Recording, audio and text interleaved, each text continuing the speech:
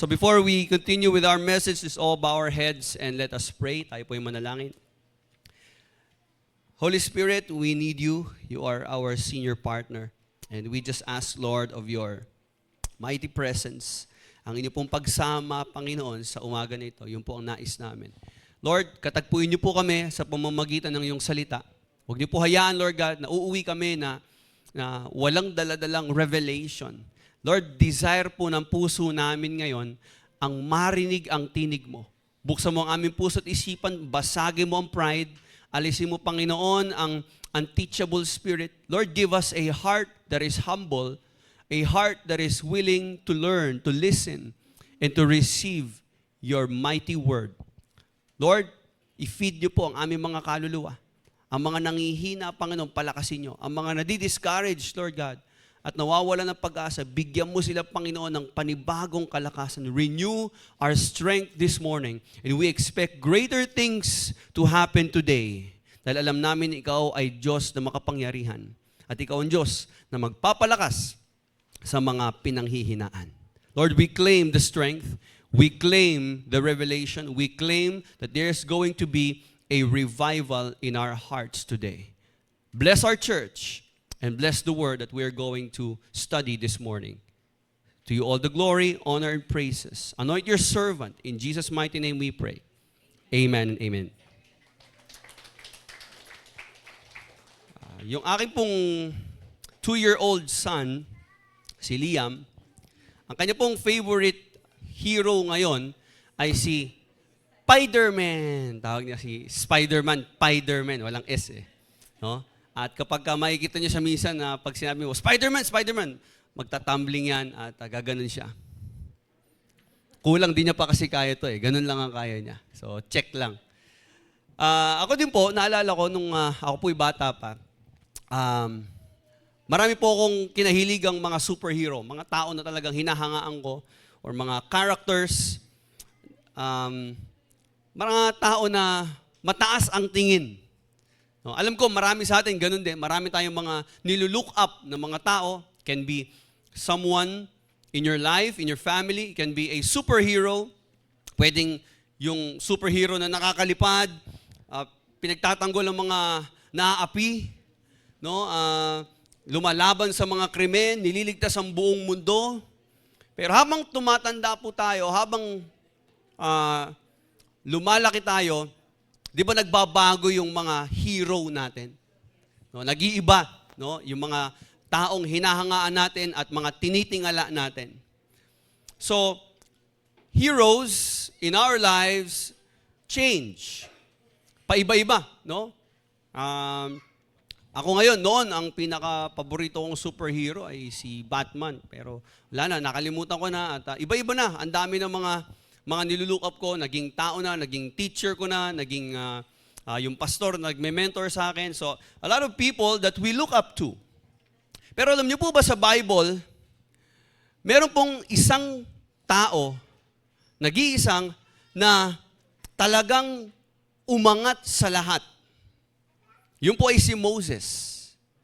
At ang mga tao po sa Biblia, especially the Hebrews, ang mga Hudyo po, talagang tinitingala po nila si Moises. Dahil si Moises po ay gumawa ng matinding mga himala. Siya ang nagbigay ng batas na galing sa Panginoon. Siya ang ginamit ng Diyos upang hatiin ang Red Sea.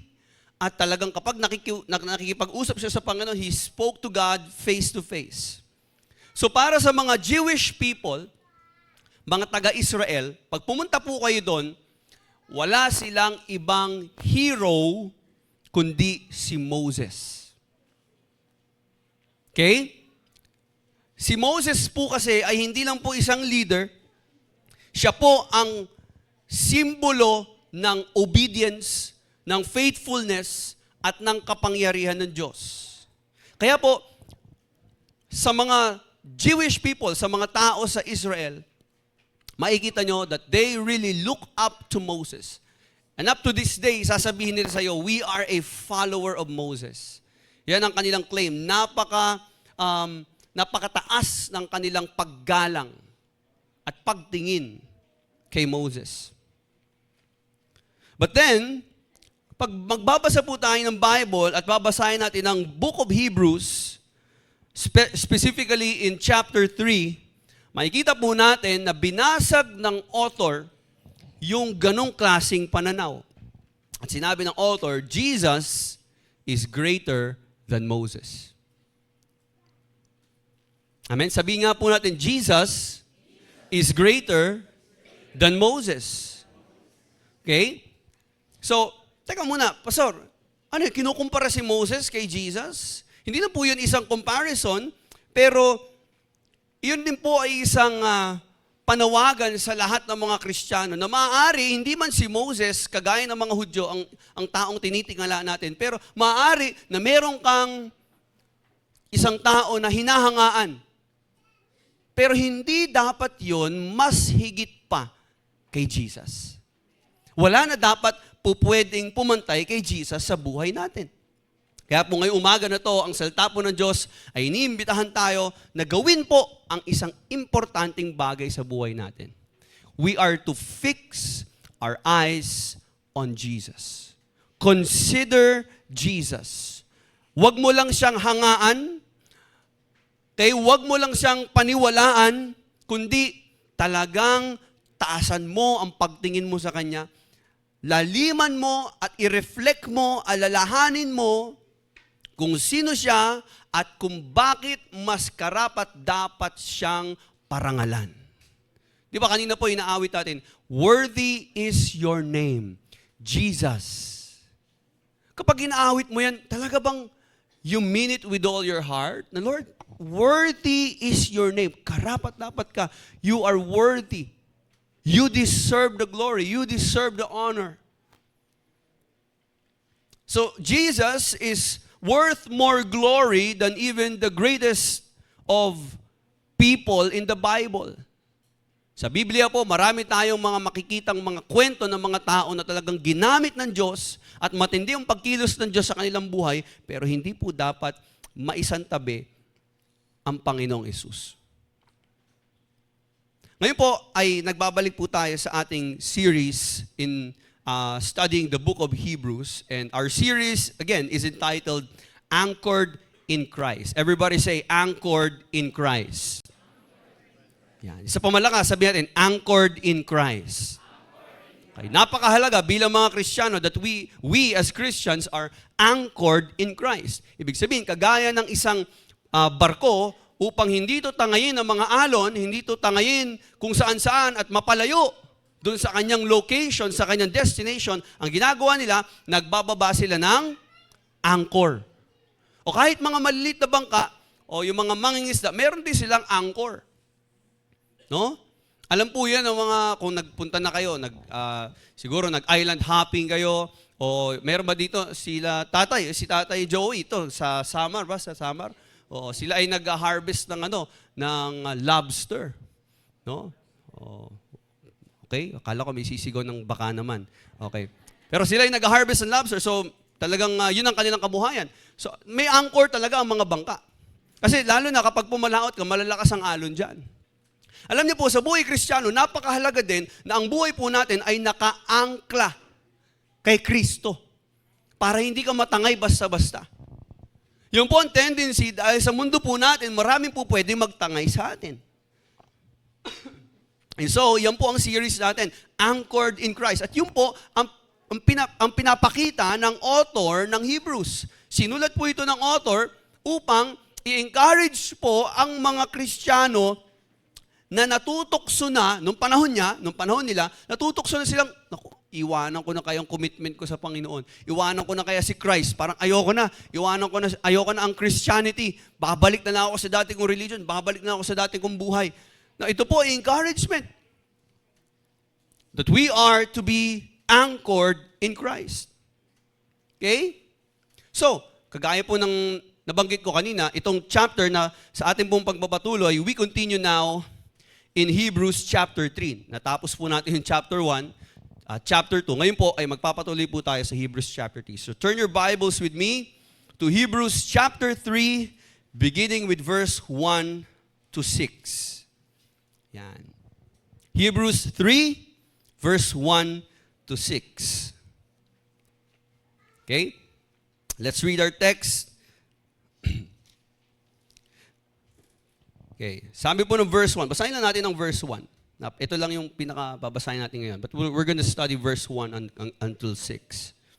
Therefore, holy brothers and sisters, who share in the heavenly calling, fix your thoughts on Jesus, whom we acknowledge as our apostle and high priest. Sige, tuloy natin ang verse 2. He was faithful to the one who appointed him, just as Moses was faithful in all God's house. Verse 3, Jesus has been found worthy of greater honor than Moses, just as the builder of a house has greater honor than the house itself. May the Lord bless us in reading His Word. So again, balikan lang natin, ano ba nangyayari dito? Ang author po na nagsulat ng Hebrews ay nagsulat po sa mga Kristiyano na born again sa Israel. So ito yung tinatawag na mga Jewish Christian, mga Kristiyano na Hudyo. Tayo, mga Pilipino tayo, pero naging Kristiyano tayo. Sila naman, Hudyo sila, meron silang religion din noon, at naging Kristiyano sila. Pero dumating sa time na they were tempted na i-give up ang kanilang buhay Kristiyano at maging komportable na lang doon sa gitna. Kumbaga ayaw nila na all the way Christian sila, gagawin nila, doon lang sila sa safe middle place. At para sa kanila, yung safe middle place na yon ay yung kanilang religion na Judaism. Mas safe kasi na maging bahagi ka ng relihiyon na ito, na Judaism, kasi kumbaga dito, sumusunod ka rin naman sa Diyos, sinusunod mo naman ang mga seremonyas ni Moises. Si Moises ay propeta din naman ng Diyos, kesa naman magpaka-Kristiyano ka dahil nung panahon nila, ang mga Kristiyano ay pinagtatawanan, kinamumuhian, pinapatay, at talagang pinipersecute. Dahil po sa kanilang pananampalataya kay Kristo. At ito pong sitwasyon na ito ay kapareho po na nangyayari sa panahon natin ngayon. Dahil po ang Christianity, kung mapapansin niyo po, habang lumilipas ang taon, mas lalong nagiging katawa-tawa at object ito ng pamamahiya sa lahat, sa buong society natin halos. Makikita niyo po, napakarami mga tao na nangangaral ng salita ng Diyos. Makikita niyo po yun sa social media, sa ibang bansa, dito sa Pilipinas, kapag nangangaral ka at pinapangaral mo si Kristo, ang mabuting balita ni Kristo, pagtatawanan ka. Okay, magagalit ang mga tao sa iyo. So, Christianity is becoming more and more the object of mockery and hatred sa ating culture. At marami pong tao sa panahon natin ngayon, ayaw nila na pagtawanan sila. Ayaw nila na maraming tao magalit sa kanila.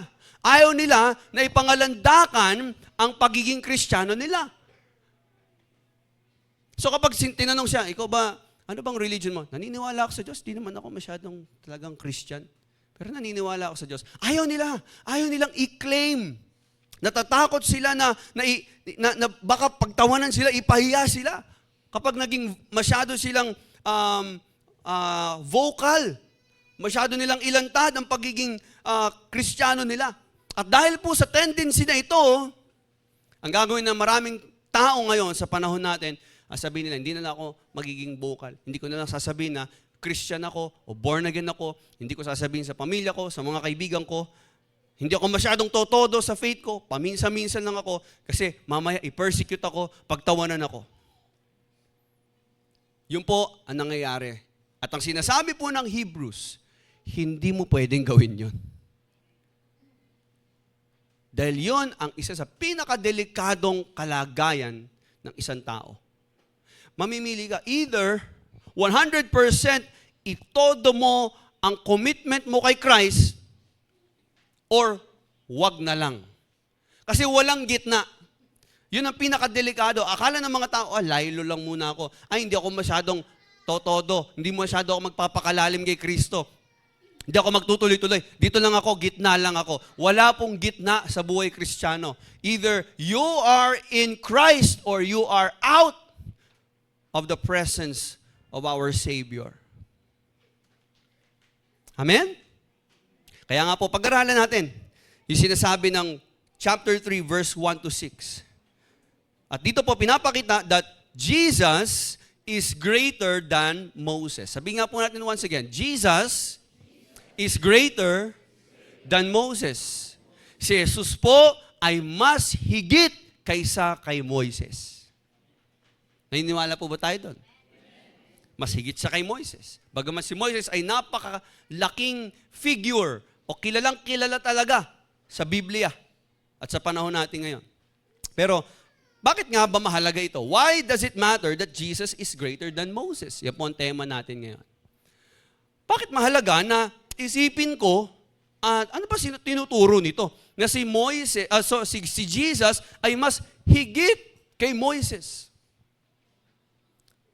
Bakit kailangan laging itaas si Jesus? Bakit hindi pwedeng may papantay o hindi pwedeng may hahangaan ako kesa kay Kristo? Okay? Why does it matter that Jesus is greater? Sino nga ba si Moises? Pag-aralan po natin. Sino ba si Moises? Si Moises, kung babasahin po natin dito ang Bible, Moses is one of the greatest. Isa po siya sa talagang greatest man of God in the history of the Bible.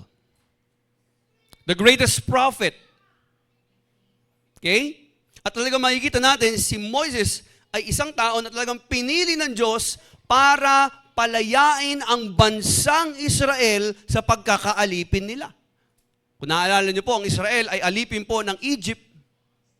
At si Moses po ang ni-rise up ng Panginoon, ginamit ng Diyos para alisin sila doon. Si Moses po ay inampon ng prinsesa ng Egypt. So, technically, siya ay prinsipe ng Egypt. Pero alam naman natin, pinagpalit niya lahat yon. Iniwan niya yon. Okay? Hindi siya bumalik doon. He gave up his royalty. Give up niya ang posibilidad na pwedeng siya ang maipalit na bagong parao sa Egypt. Give up niya yon at sumama siya sa kanyang mga kalahi talaga ng mga Israelita upang magdusa. Dahil during that time, ang mga Israelita ay pinaparusahan ni Parao. Now, Moses was extraordinary.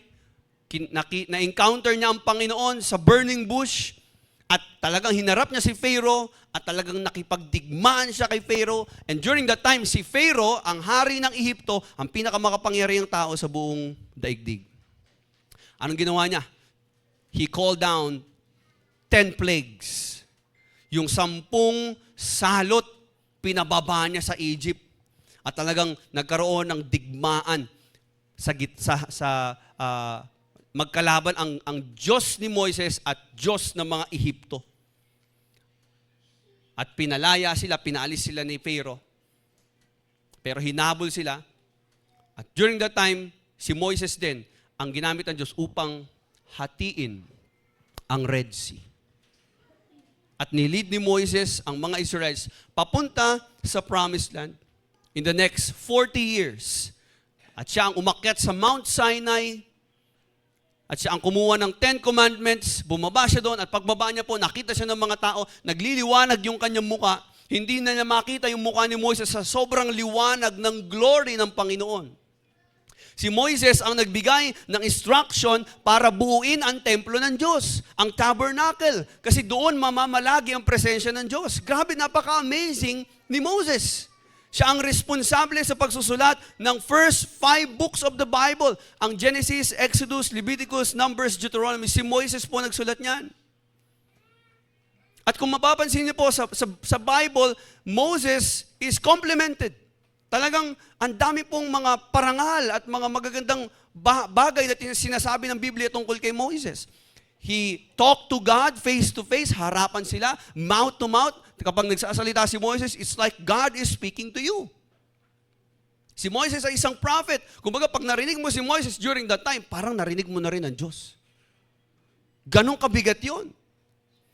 And fast forward, thousands of years, libo na ang taon na lumipas, sa panahon po ni Jesus, nung pinanganak si Jesus, si Moises pa rin ang pinaka-tinitingala ng mga Hudyo. Talagang taas pa rin ang respeto nila.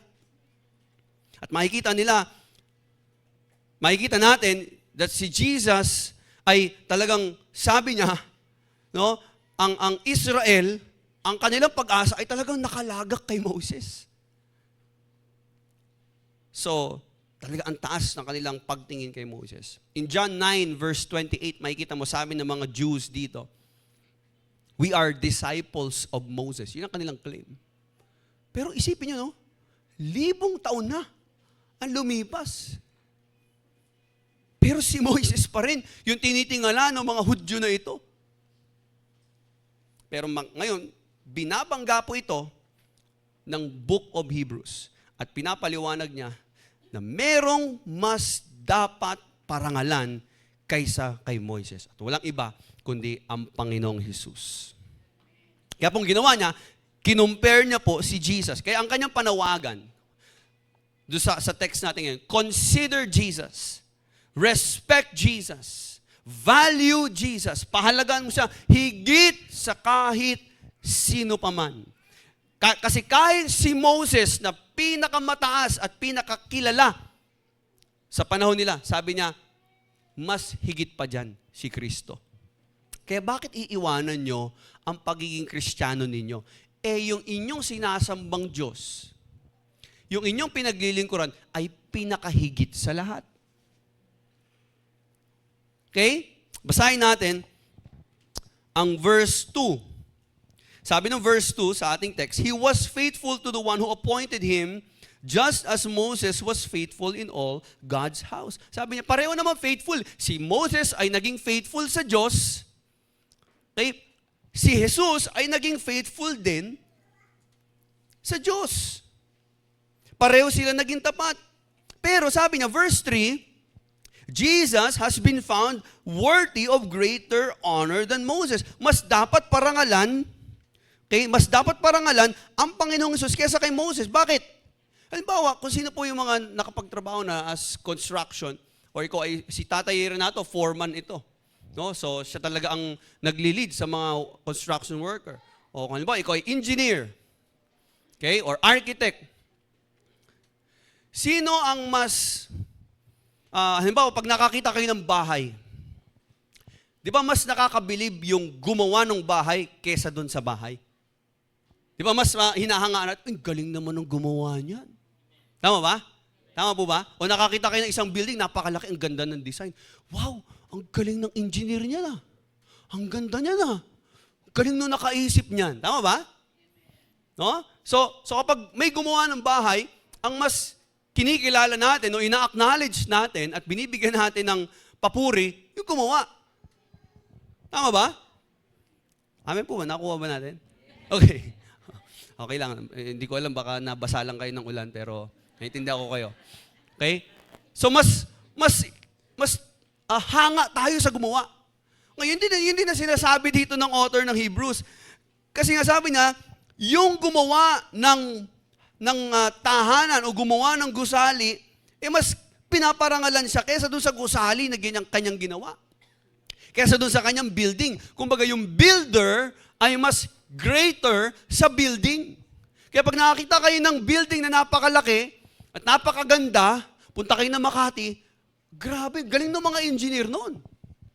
Lalo kung ikaw ay may alam talaga sa paggawa ng building, hindi basta-basta yun. Hindi mo may tatayo ng basta-basta ng ganong kalaking building na hindi mo pinag-isipan. Amen? Same thing. Sinasabi dito ng author ng Hebrews, si Moises ay bahagi lang ng nilikha ng Diyos. Bahagi lang siya ng tahanan ng Diyos. Pero ang lumikha talaga niyan ay si Jesus. So sinasabi niya sa mga Hudyo na gusto nang iwan si Jesus at babalik na lang sila sa kanilang relihiyon, sa mga katuruan ni Moises, sa batas ni Moises. Sabi ng author ng Hebrews, bakit babalik pa kayo doon? Nandito na kayo. Dapat dito kayo magbigay ng parangal kay Jesus. Dapat mas sumamba kayo dito. So kinukumpara si Moises talaga at si Jesus. And so the author here makes a comparison and he tells us we need to consider Jesus. The builder gets more honor than the house. Ano yung house dito? This refers to the people of God. Kasama si Moises sa mga Israelita. Kasama siya sa mga tao na pinili ng Diyos. Pero si Jesus, siya yung Diyos. At dapat mas pahalagahan ninyo siya. Alam ko, kinikilala nyo si Moises. Pero at the end of the day, si Moises ay kasama lamang sa bansang Israel na pinili ng Diyos. At si Jesus ay Diyos. Kaya mas higit siya. Okay? Ano pa? Sabi ng verse 4, "For every house is built by someone, but God is the builder of everything." So si Moses ay servant lamang, kasama lang siya sa mga lingkod ng Diyos. Si Jesus ay Diyos. So sino mas dapat parangalan? Si Moses o si Jesus? Si Jesus. Sa verse 5, sabi ng verse 5, Moses was faithful as a servant. Servant si Moses. Faithful siya. At inahangaan ng marami yon. Okay? Bearing witness to what would be spoken by God in the future. Ibig sabihin, si Moses din ang nakatanggap ng mga propesiya, ng mga revelation, ng mga mensahe, mga salita ng Diyos sa mangyayari sa hinaharap. So talagang, hindi rin naman basta-basta ito si Moses. Pero sabi dito, si Moses ay lingkod lamang ng Diyos. Siya ay servant, pero merong mas higit sa kanya. Sino yun? Yung anak ng Diyos, si Jesus. Si Moses ay servant, but Jesus is the Son of God. At ang anak, ang magmamana ng lahat ng pag-aari ng Ama. Ibig sabihin, mas mataas ang ranggo ng anak kaysa dun sa katiwala lang. Tama po ba? Sa mga pelikula, di ba? Meron doon mga, nakikita nyo, halimbawa, kung nanonood kayo ng Batang Quiapo. Sino nanonood ng Batang Quiapo dito? Hindi na ako updated. Ang dami na nangyari. Pero isa lang ang alam ko doon. Si Tanggol ay magmamana ng kayamanan ng mga Montenegro. Diba? At nalaman ko, isa rin pala siyang girero. Hindi nyo alam yun, no? So, anong karapatan ni Tanggol? Dati wala naman siya. Kumbaga, ampun siya, hindi pa alam yung kanyang identity. Pero nung nalaman, anak pala siya ng isang mayamang tao, mayaman pala tong tao na to. Di ba tumaas yung tingin sa kanya? Di ba yumaman siya? Di ba may mga ganong mga pelikula din? Di ba siya pala tagapagmana? Di ba kaya nga minsan, yung mga, lalo na kapag medyo kinakapos tayo sa budget, minsan sabi ng mga asawa, darling, baka naman aminin mo na, baka isa kang nawawalang tagapagmana ng isang mayamang tao. O, di ba? Baka ikaw ay lalo yung mga reels, di ba? Pag nanonood kayo ng reels, di ba? Ang dami doon mga janitor, tapos bigla mekaniko, maya-maya tagapagmana pala, CEO pala nito, no? Parang gusto natin ganun eh. No? O yan, alam niyo na, mga nagre-reels dyan. Ganun din po ang Panginoong Hesus. Dahil siya ang anak ng Diyos, dapat mas pahalagahan siya. And we belong to Jesus as sons and daughters. At isa pa, sabi ng verse 6, but Christ, let's look at verse 6, but Christ is faithful as a son over God's house, and we are His house if we hold on to our courage and the hope of which we boast. At sabi po ng Bible dito, that Jesus, is the fulfillment. Si Moses ay foreshadower lang. Pag sinabi po nating foreshadower, kumbaga, sinasabi lang ni Moises yung mga mangyayari. Okay? Pinakita lang ni Moises yung mga mangyayari. Pero ang katuparan ng lahat ng mga sinabi ng Diyos kay Moises ay si Jesus. Nakuha po ba natin? Yung mensahe galing kay Moises. Pero yung kaganapan, katuparan, ay nakaturo kay Jesus. So, sino mas higit? Si Jesus. Kumbaga, sinabi lang ni Moises, may paparating na tagapagligtas, ito ang kanyang gagawin, ito ang magiging itsura niya, ito ang magiging role niya at gagampanan niya, kung paano ang isang pare, ang isang punong saserdote, ganun din siyang magiging punong saserdote na nagiging tagapamagitan sa mga tao at sa Diyos. Kung paano tayo naghahandog ng mga kordero, ng mga hayop, ganun din siya ay magiging buhay na handog, ipapako siya sa krus. So lahat ng nasa Old Testament ay pangitain o sumisimbolo lamang sa gagawin ni Jesus sa kanyang pagdating. Kaya pag binasa niyo po ang Old Testament, napakaraming mga seremonyas, napakaraming ritual, napakaraming batas, at tungkol saan lahat yun? Tungkol saan yung ginagawa nila? Lahat yun ay nakapoint kay Jesus sa kanyang gagawin. So Jesus is the fulfillment of the promise through Moses.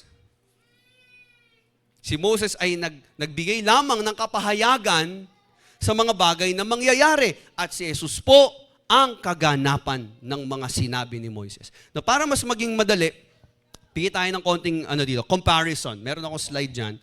Let's compare the life of Moses and Jesus. Okay? Sige, paki-flash nga po. Okay, yung mga maliliit, medyo maliliit. Ayan. Okay.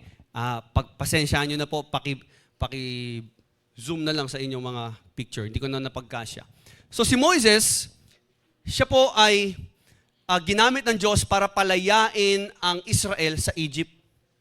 Okay? Pero si Jesus po, hindi lang tayo pinalaya sa Egypt, pinalaya tayo sa ating mga kasalanan. Pinalaya niya tayo sa ating kaaway, sa ating kalaban. Sino ba yung mga kalaban natin? Siyempre yung kasalanan, yung addiction na hindi mo ma-overcome. Si Moises ay pinalaya ang Israel sa political bondage. Dati, nasa ilalim sila ng kapangyarihan ni Parao. Pero si Jesus, tayo, kapareho nun, tayo rin ay nasa ilalim din ng kapangyarihan ni Satanas. Nasa ilalim tayo ng kapangyarihan, ng kasalanan, ng kamatayan, ng impyerno. Pero pinalaya niya tayo doon. Si Moises, siyang nagbigay ng batas, siyang naggawa ng instructions para mabuo ang isang tabernacle. Siya rin ang nagbigay ng instruction kung paano magiging pari. Pero si Jesus po ay naging buhay na templo at yung batas na binigay kay Moises, hindi po natupad ng mga Israelita yon. Ang tumupad nun ay walang iba kundi si Jesus. Moses gave the law. But Jesus is the fulfillment of the law.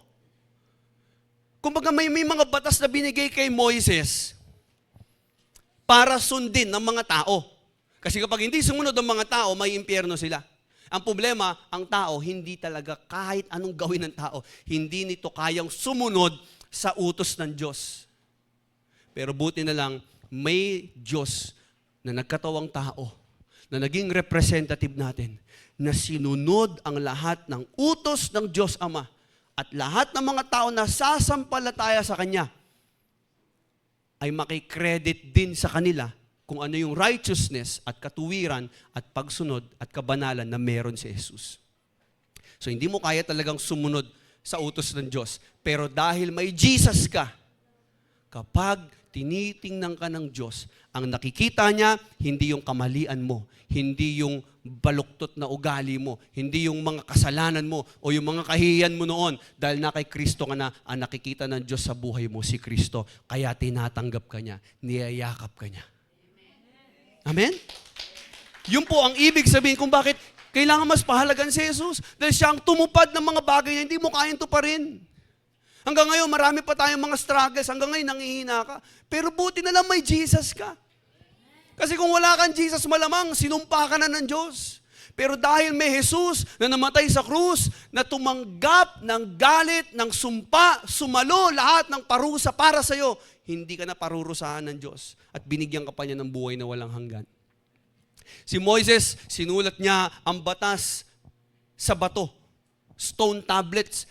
Pero ang Diyos, ang Panginoong Hesus, sinulat niya ang batas sa ating mga puso. Si Moises, pinaalala niya at sinabi niya sa mga tao ang mga bagay na patungkol sa kanilang kasalanan. Sinabi ni Moises, kasalanan yan, mali yan. Pero si Jesus, siya ang nagpatawad ng kasalanan natin. Siya ang nag-alis ng kasalanan natin. Si Moises ay ginamit ng Diyos upang ipaunawa lamang kung ano ang kondisyon ng tao. Kumbaga, sinasabi ni Moises, makasalanan ka. Pero ang nagbago ng kondisyon ng tao ay si Jesus. Moises pointed out our condition, but Jesus changed our condition through His love and grace. So ang tanong, Pastor, bakit kino-compare yan?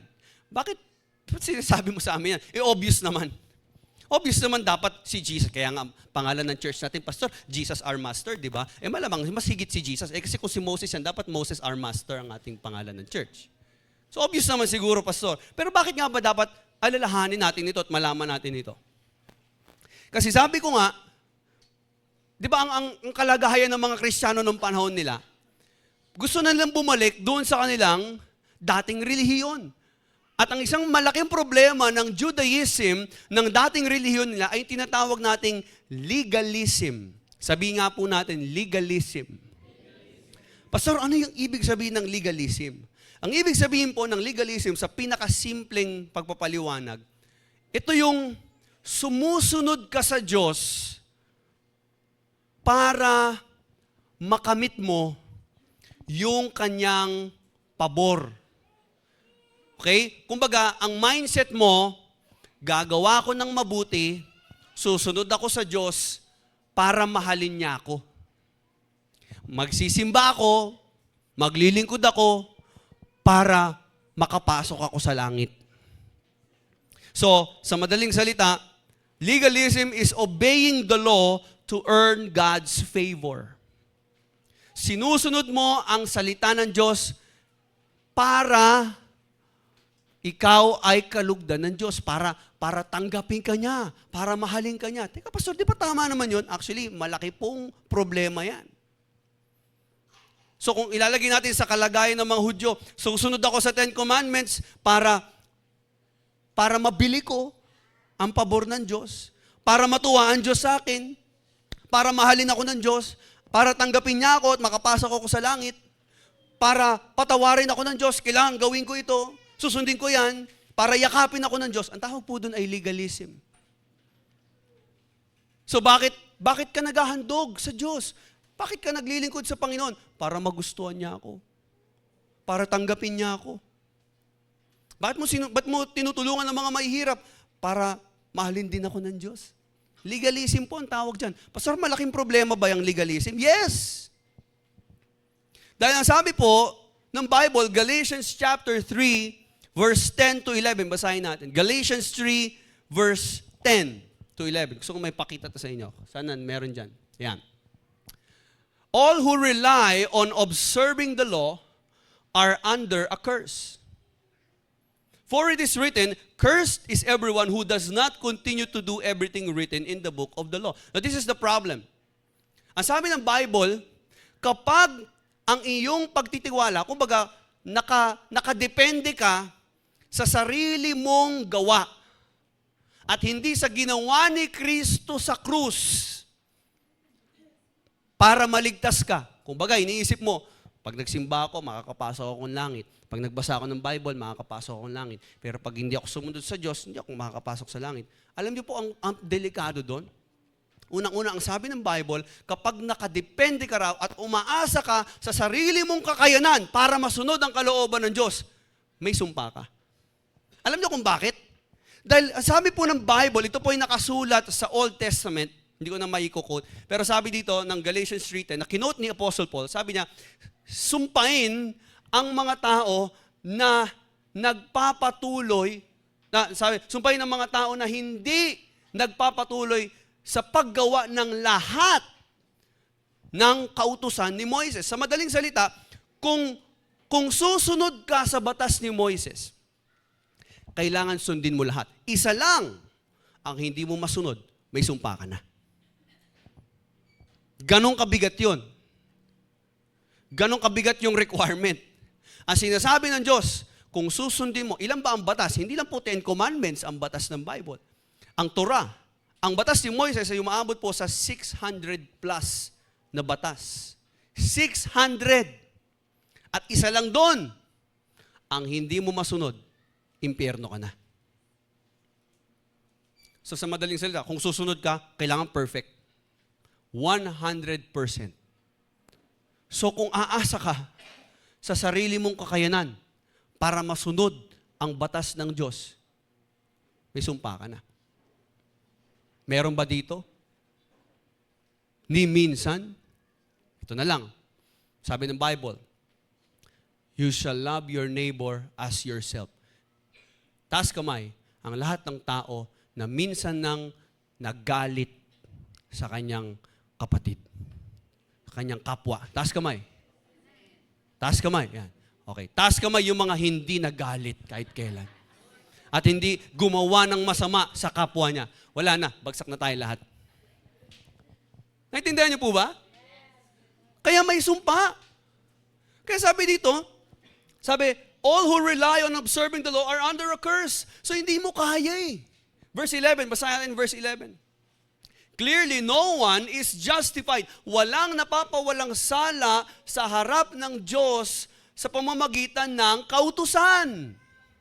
Hindi naaalis ang kasalanan mo sa pamamagitan ng pagsunod mo sa kautusan.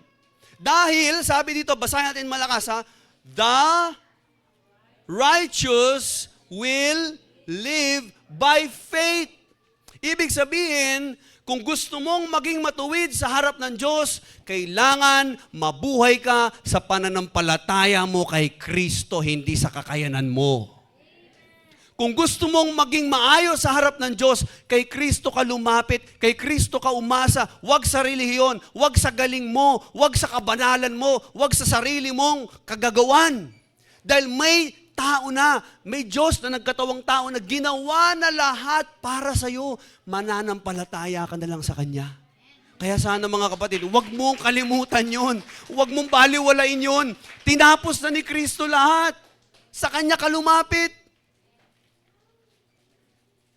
Nakuha po ba natin? Kaya po delikado po ang legalism. Dahil may masusumpa ka lang, hindi mo kakayanin. Pero si Kristo po, siya lang po ang nag-iisang tao na nabuhay sa mundo na ni minsan hindi nabahiran ng kasalanan. Hindi lumabas ang mga pangit na salita. Walang kasalanang nagawa ang Panginoong Hesus. So dalawa lang yon. Kung dedepende ka sa kautusan, sa pagsunod mo sa kautusan, siguraduhin mo lahat masusunod mo. Perfect. 10 out of 10. Pero kung aaminin mo na hindi mo kaya, merong tagapagligtas na pwede mong lapitan, na tumupad na sa lahat ng mga bagay na hindi mo kayang tuparin sa kautusan. Ginawa na niya ang mga bagay na hindi mo kayang gawin. Mananampalataya ka lang sa Kanya. So ano ang itsura ng legalism? Ang ibig sabihin, parang ganito. Mag-church ako para makapasok ako ng langit. Lord, tingnan mo, active ako sa ministry. Ang dami kong ginagawa, Lord ha. Sa children ministry ako, nasa worship team ako. Lord, tumutulong ako ha. Ang dami kong ginagawa para sa'yo ha. Ay, tingnan mo Lord, ang dami ko tinutulungan. Grabe 4 na yung kamay ko. Ang dami ko na ministry Grabe, kahit saan Lord, makikita mo ako eh. Pero lahat ng yun, ginagawa niya. Lord, tingnan mo, I'm so amazing. Ang dami ko nagagawa. Lord, dapat mahalin mo ako kasi ang dami ko nagawa para sa'yo eh. Dapat tanggapin mo ako, Lord. Imposibleng di pa ako maligtas nito. Pambira, wala na ako absent sa church eh. Bisa nga, kahit walang dito, ako nauuna dito sa prayer eh. Lord, wala na pong ibang nagpipray. Ako na lang po. Grabe po. At mas mahaba po ang prayer ko sa kanila, Lord. Dapat mas pagpalain mo ako ha. Dapat mas paboran mo ako. Ang tawag po sa ganong klaseng mindset ay legalism. Because legalism, again, kaya ka sumusunod upang mabili mo, mabayaran mo ang pabor ng Diyos. Ang pag-ibig ng Diyos. Ibig sabihin, yung pagsunod mo at pag-attend mo sa mga life group at pag-serve mo sa ministry at pag-attend mo sa church, ang motivation niyan ay legalism.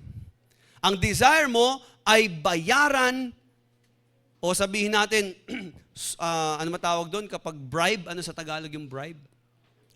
Suhulan mo ang Diyos. Gagawa ko nito, maglalakihan ko ang offering. Di ba? Okay, so gagawa ko ng marami sa ministry. So yun ang motivation mo kasi gusto mong paboran ka ng Diyos, mahalin ka ng Diyos, tanggapin ka ng Diyos at iligtas ka ng Diyos sa impyerno. So, legalism is the desire to earn God's favor by obeying His laws. So, ano po ang cure? Naintindihan po ba natin ibig sabihin ng legalism? Okay? Hindi pwedeng ganun ang maging motivation natin. Bakit? Kasi kaya ka mahal. Actually, sabi ng Bible, Romans 5:6, while we were still sinners, Christ died for us. Ibig sabihin, bago ka pa may mapatunayan para sa Diyos, minahal ka na niya. So, Pastor, ibig sabihin mo hindi na tayo susunod? Hindi. Ang problema, wala dun sa pagsunod. Ang problema, dun sa motivation mo. Na kaya ka sumusunod kasi iniisip mo sa pagsunod mo, makakamit mo ang kaligtasan, makukuha mo ang pag-ibig ng Diyos. Hindi. Nauna dapat yun. Dapat ang mindset mo, Lord, dahil minahal mo ko, dahil pinatawad mo ko, tinanggap mo ko kahit marumi ako, kahit makasalanan ako, maglilingkod ako sa iyo. Yun ang tamang mindset. Hindi mo sinusuhulan ng Diyos, kundi alam mo na malaki ang utang na loob mo sa Diyos. Malaki ang ginawa niya para sa iyo. Kung kaya't naglilingkod ka, sumusunod ka.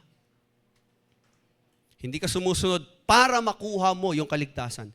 Niligtas ka niya, pinatawad ka niya, kaya ka ngayon sumusunod. Ibig sabihin, lahat ng ginagawa mo sa ministry ay pagpapasalamat. Hindi ito paghihirap para maligtas ka. Hindi, niligtas ka na niya dahil na kay Kristo ka na. Kaya ka naglilingkod, kaya ka nagko-commit, kaya ka nag-church, kaya ka nagla-life group, kaya mo binibigay ang oras sa panahon mo sa Panginoon dahil papuri mo yon, pagsamba mo yon, at pasasalamat mo sa kanyang kabutihan sa kabila ng iyong kasalanan. Amen? So hindi bunga ng takot o bunga ng guilt yung ating ginagawa para sa Panginoon. Kapag nagsaserve ka sa ministry, ginagawa mo yun dahil naiintindihan mo, grabe yung pagmamahal ni Lord sa akin. Kahit man lang masuklian ko. Kumbaga, Lord, nahihiya po ako. Kasi ikaw, Lord, binigay mo lahat, yung buhay mo, yung katawan talaga pinahirapan sa krus, yung lahat ng magagandang bagay sa langit, iniwan mo para sa akin, para maalis lang ako sa impyerno. Tapos, Lord, anong dapat kong gawin, Lord? Dahil sa ginawa mo para sa akin, maglilingkod po ako, ibibigay ko ang buhay ko, mag-e-effort po ako, kahit umuulan, aatin ako ng church, kahit mahirap, Lord, ipagpapatuloy ko ang faith ko dahil yung aking struggle yun, wala po yan kumpara sa ginawa mong sakripisyo para sa akin. Kaya habang buhay ko po yun, tatanawin. Amen? Naunawaan po ba natin? Ito po ang cure. Sabi ng Hebrews 3 verse 1, itong cure. Therefore, holy brothers and sisters who share in the heavenly calling, fix your thoughts on Jesus. Sa Kanya ang focus. Ibig sabihin, consider Jesus. Everybody say, consider Jesus. Okay? Ito po ang panawagan sa atin. Ibig sabihin ng consider, wag lang isipin, kundi pag-isipan, pahalagahan.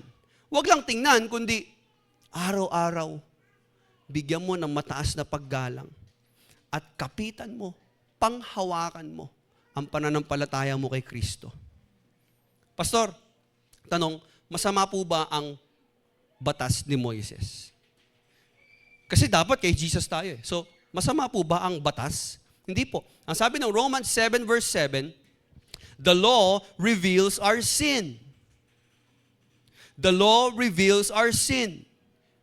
So if you think you're righteous, kung iniisip mo, okay, sabi, and without doubt, the lesser person is blessed by the greater. No, Romans 7:7. Okay, sige, paki-flash. Romans 7 verse 7. Yan. What shall we say then? Is the law sin? Sabi niya, kasalanan ba ang batas ni Moises? Masama ba ito? Hindi po. Indeed, I would not have known what is sin was except through the law. Sabi niya, hindi ko malalaman na kasalanan yung ginawa ko kung walang batas. Halimbawa, nag-jaywalking ka. Hindi mo naman malalaman na masama yun kung hindi sinabing, no jaywalking. Tama? Tama ba? Okay, bawal magkalat. Hindi mo naman malalaman na kasalanan pala yung ginawa mo kung hindi batas ang bawal magkalat. Ibig sabihin, yung batas ni Moises, ang pinakalayunin ng Diyos, una, isa sa mga layunin ng Diyos, kung bakit binigay niya ang batas kay Moses, upang ipaunawa sa tao kung ano ang kasalanan. Okay? So, pagpalagay natin, parang ganito. ang batas ni Moises ay parang isang X-ray machine or MRI or CT scan. Okay? Ngayon, ano ang purpose ng X-ray, MRI o CT scan or ultrasound? Para makita kung ano yung nasa loob ng katawan mo. Tama? So, halimbawa, sabi natin, nag-CT scan ka or ano ba tawag yun? MRI. Nakikita yun kung may tumor yung ulo natin di ba? Hindi mo naman makikita yun Pero dahil nagpa-CT scan ka or MRI, or kung may pilay ka, di mo naman nakita talaga ba't kung bali yan o may fracture yan o dislocated yan. Pero pag nagpa-X-ray ka, makikita mo kung anong mali dyan. Tama? Alam niyo po, ang batas ni Moises ay parang isang X-ray. Kasi maraming tao sa atin, inisip nila, matuwid ako, mabait naman akong tao, wala naman ako tinatapakan tao, bait-bait ko nga, dami ko nga tinulungan. Pero pag kinuha mo ang batas, ang salita ng Diyos at ang batas ni Moises at binasa mo ito, at tiningnan mo ang buhay mo, na nalaming ka, makikita mo, makasalanan ka pa rin. Makikita mo, marumi ka pa rin. Makikita mo ang imperfection mo. Pero kapag nakita mo na, halimbawa, nagpa-X-ray ka at nagpa-MRI ka, pumasok ka doon sa machine, ako nagpa-MRI ako ng tuhod ko, nakita kong ano yung part ng tuhod ko na may damage. Sasabihin ko ba, MRI, tulungan mo ako gamutin yung tuhod ko, MRI. Sa MRI ba ako lumapit? Doon ba sa machine ako lumapit? At niyakap ko, tulungan mo ako, please. Kanino ako lalapit? Kanino ako lalapit? Siyempre, merong doktor. Merong spesyalista. At siya ang mas nakakalam kung ano ang dapat gawin sa aking katawan. Same thing. Ang batas ni Moises hindi masama, pero pinapakita niya kung ano ang mga bagay na dapat baguhin sa'yo. Pero hindi kanya kayang baguhin. Ang magbabago sa'yo si Jesus. Amen? Hindi yung pagsunod mo. Si Jesus ang magbabago sa'yo. So, ang sinasabi ng legalism, sumusunod ka para mahalin ka ng Diyos. Pero ang good news, ang magandang balita ng salita ng Diyos, this is what the gospel is telling us. Minahal ka ng Diyos, kaya sumunod ka. Yung biyaya kasi ng Diyos yung kabutihan kasi ng Diyos, yun ang nagtutulak sa atin at nagbibigay sa atin ng puso na mapagpasalamat kung kaya't handa tayong maglingkod sa Panginoon no matter what. Dahil alam natin at naunawaan natin yung ginawa ni Kristo para sa atin. Okay? So, God is telling us, consider Jesus. It's a command. Fix our minds. Ibig sabihin, kapag dumarating sa time na nanghina ka, bumabagsak ka, huwag ka bumalik sa sistema. Huwag ka lang bumalik doon sa pagsunod mo at pinipilit mo na gawin yung best mo. Bumalik ka kay Jesus. Kung iniisip mo, tatanggapin ka ni Lord kasi nag-church ka na ulit at nagbabasa ka na ng Bible ulit, hindi yun. Tinanggap ka ng Diyos dahil ipinadala niya ang kanyang bugtong na anak na si Jesucristo upang bayaran ang kasalanan mo. At dahil ikaw ay sumasampalataya kay Kristo, kaya kanya tinatanggap. Hindi ka tinanggap ng Diyos dahil mabait ka. Hindi mo nga kaya Kahit anong gawin natin, may imperfection tayong mga tao. Pero merong isang Diyos na nagkatawang tao upang baguhin ang buhay natin. Bayaran ang kasalanan natin. Kaya kung hindi mo kayang magbago at nahihirapan ka magbago, baka nakadepende ka kasi sa sarili mong kakayanan. Dahil ang tunay po na pagbabago ay nagsisimula sa paglapit at pagpapakumbaba natin kay Kristo.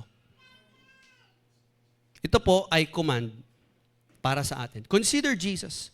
Pastor, naiintindihan ko na po ngayon, mas mahalaga at mas dapat pahalagaan si Jesus kaysa kay Moses. Ano ang dapat kong gawin? Number 1, trust in Jesus. This is our application. Trust in Jesus, not in religion or tradition. Okay? Kapag dumarating ang panahon na talagang hirap na tayo at nagsistruggle tayo, huwag ka lang bumalik sa sistema, sa ritual, sa routine, at sa mga religious habits mo. Mahalaga yan, pero hindi ka kayang baguhin yan, hindi ka kayang iligtas yan. Hindi ka kayang bigyan ng kapayapaan yan. Ang magbabago sa'yo at mag-aalis ng guilt at condemnation at mag-aalis ng kahihiyan mo ay si Jesus. Only Jesus can do that. Moses brought the law, but the law can only reveal sin. But Jesus brings grace and truth.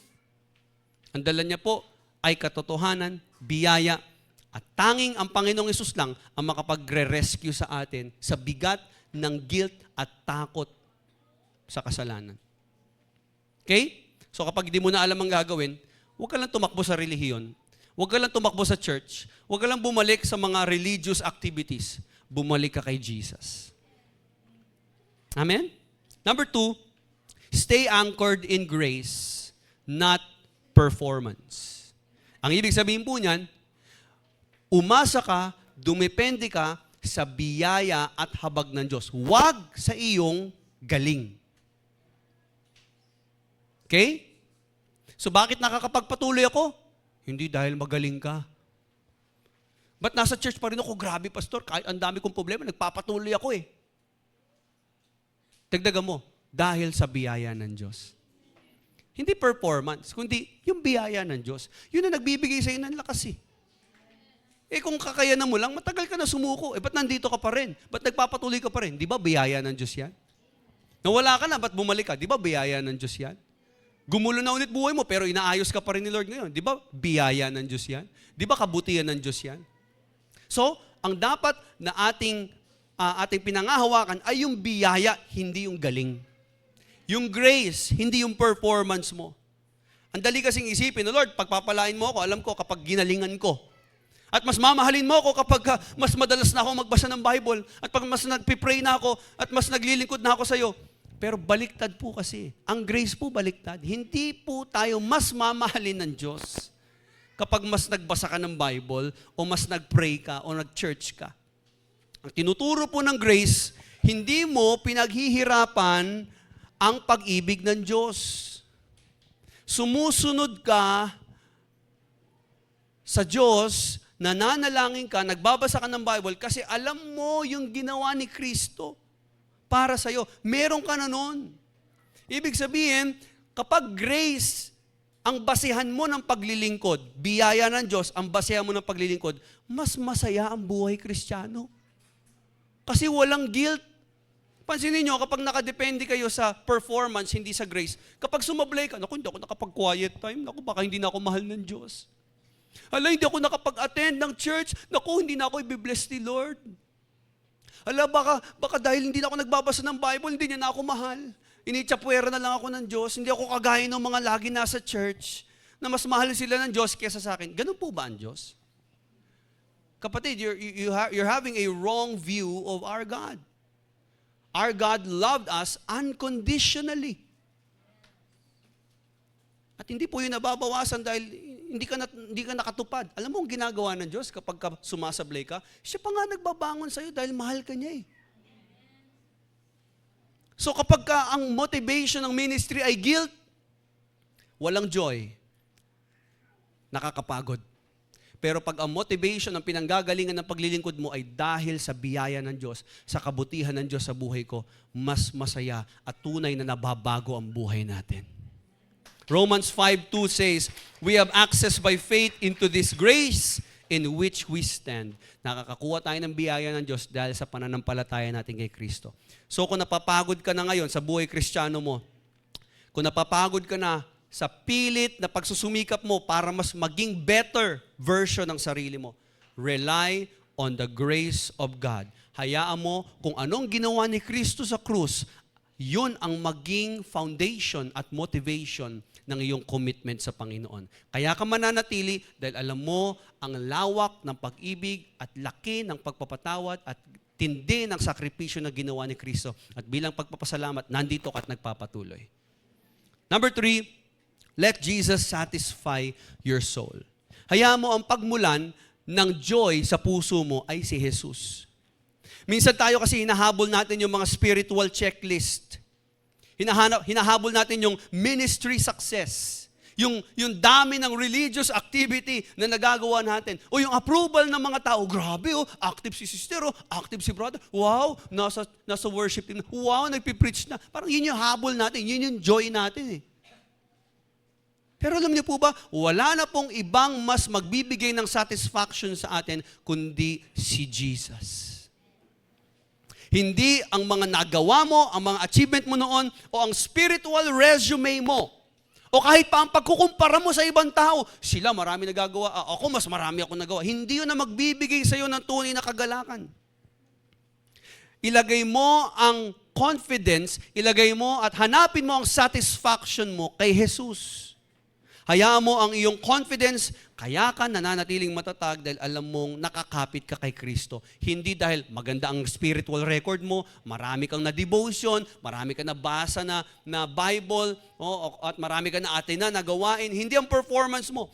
Christ is enough. More than Moses, more than miracles, more than ministry, let Jesus be your everyday joy. Hayaan mo ang kagalakan manggaling kay Jesus. Hindi doon sa nagagawa mo para kay Jesus. Maganda yon, may nagagawa ka para kay Jesus. Pero dapat ang sentro ng joy at ng pag-asa mo at ng satisfaction mo manggaling kay Jesus. So, trust in Jesus, stand in grace, find your satisfaction not in works but in Christ. Ang tunay na kagalakan ay nanggagaling kay Kristo. Ang tunay na satisfaction ay nanggagaling kay Kristo. So again, why does it matter that Jesus is greater? Ito po yun. Dahil napakaganda po ng tinuturo sa atin. This is our big idea. You don't need to climb up to God because in Jesus, God came down to you. Yun po ang mensahe ng gospel. Marami sa atin, nagpapakahirap, Lord, aabutin kita. Mag-e-effort ako kasi gusto kita maabot. Kapatid, hindi mo na kailangan gawin yun. Dahil si Jesus na mismo ang bumaba para abutin ka. At kung anong ginawa ni Kristo para sa iyo, yun nawa ang dapat napagmulan ng ating pagsunod at paglilingkod sa Kanya. Hindi dahil hindi ka naglilingkod sa Diyos at sumusunod para maabot mo siya. Hindi. Inabot ka na niya. At bilang pagpapasalamat, mag-aalay ka ng buhay mo. Magpapagamit ka sa Kanya. Hindi ka manghihinayang na ibigay ang buhay mo, ang oras mo, ang lakas mo para sa Kanya. Hindi ka manghihinayang na magsakripisyo para sa gawain, para sa mga bagay na patungkol sa Panginoon. Dahil alam mo, inabot ka ng Diyos kahit hindi ka naman karapat dapat abutin. Pwede po ba natin palakpakan si Jesus? So tell your neighbor today, consider Jesus. Let's remind one another, ourselves, that Jesus is greater. At paulit-ulit ito sinasabi ng Hebrews sa atin. Fix your eyes on Jesus. Pag mababagsak ka, kay Jesus ang balik. Huwag sa relihiyon.